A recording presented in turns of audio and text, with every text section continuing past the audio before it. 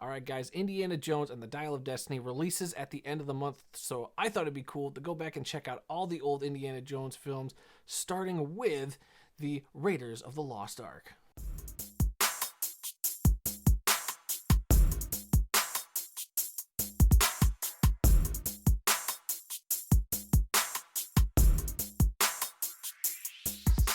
So yeah, Raiders of the Lost Ark is the first film in the Indiana Jones film franchise. I'm sure we've all seen it, so I'm going to go forward through this review in a pretty spoilerish manner, I guess. We're just going to talk about the film because I love this film. And I got a chance actually to go to my local movie theater and sit down in a theater and actually see this on the big screen for the first time. I mean, I've seen the film before. I love this film.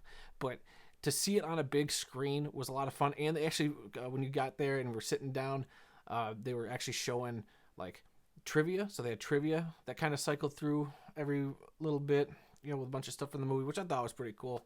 And well, it wasn't a packed house. There were quite a few people there who liked the Indiana Jones films and were clearly there, big fans. And I think everybody had a good time. Everybody laughed, and it was great atmosphere. And I would totally do it again. I wish I could see the rest of the films before the new one in theaters, but I don't think they're doing that. But regardless, look, we all know the story. Indiana Jones is played by Harrison Ford, and he's an adventurer, and he's out to find, in this particular movie, the Ark of the Covenant, which is also being tracked down by the Nazis.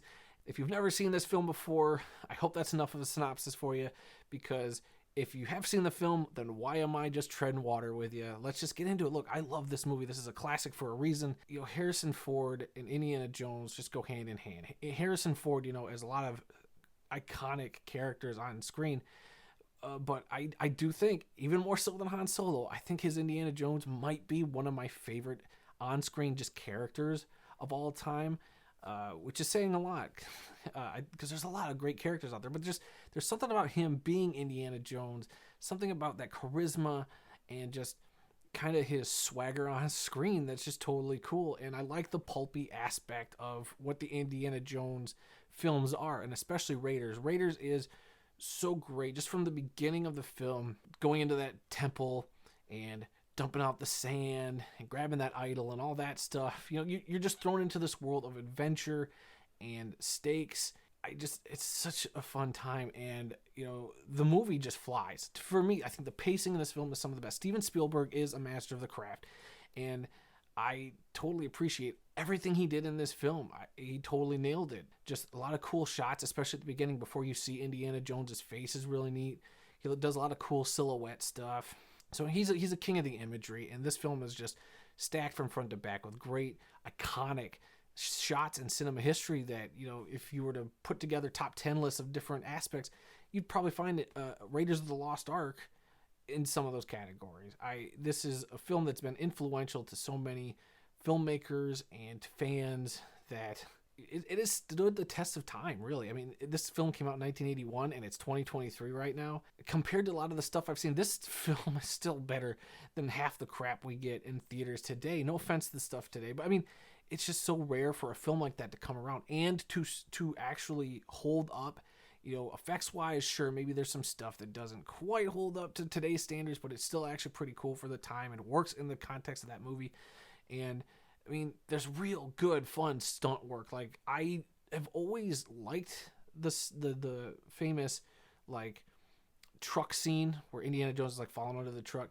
But there was just something even more magical finally seeing it on a big screen that I've been missing out on. And I feel like a lot of people have missed out on, because you've probably never seen it in a theater if you're around my age. You've had it either on VHS or DVD or Blu-ray or something. And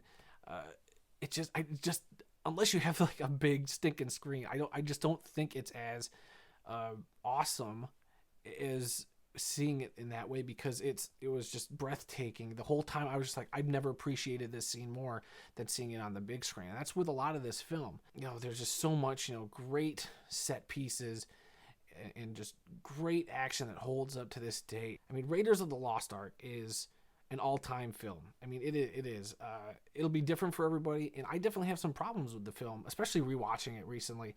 Like, the pacing was so good up until a point, and there's even a part of the film that I think detracts from the movie, just in terms for me, that I just like, if we would have taken this out, it would have been a brisker sprint to the end, and everything would have wrapped up a lot nicer. But I feel like once Indiana Jones, they get the Ark and they get it on that boat, I feel like that whole sequence just didn't, I don't know, it just didn't work as much for me. And I feel like that's something that might be the only blemish to this film for me, is like that whole sequence, and then just to get captured again, just to end the way the film does, which I like the ending of the film, don't get me wrong, when they get onto that island with the Ark getting opened up by the Nazis. But it's just that part on the boat, that whole time frame, I was like, we could have just maybe trimmed that down, and it could have been sleeked up to where maybe the Nazis still got away with the Ark, and we didn't have to do we got it, oh, they took it right back. That just kind of bugged me a little bit. Again, one of the very few flaws of this film. I mean, I want to quickly just shout out, how about Karen Allen as Marion Ravenwood? Smoking fine. I always thought she was a good looking lady, watching this film over the years, but seeing her on the big screen, she was dynamite. She looked great, and I liked her acting in the film. I think she was a lot of fun. And then, of course, you got like John Rhys-Davies as Sala. Sala's a great character. I'm looking forward to him coming back in the new film. And, his charisma on screen is so great. You got great bad guys. Obviously, Nazis are some of the best bad guys in cinematic history. And, like having Paul Freeman as Belloc is a pretty good villain. And then you got like Ronald Lacy as the weird, creepy Major Arnold Tote. And the great scene where you think the dude's got this weird choking device, but it turns out it's a stinking hanger. Come on, like that's just some good stuff there. So yeah, guys, Raiders of the Lost Ark is one of my all-time favorite movies.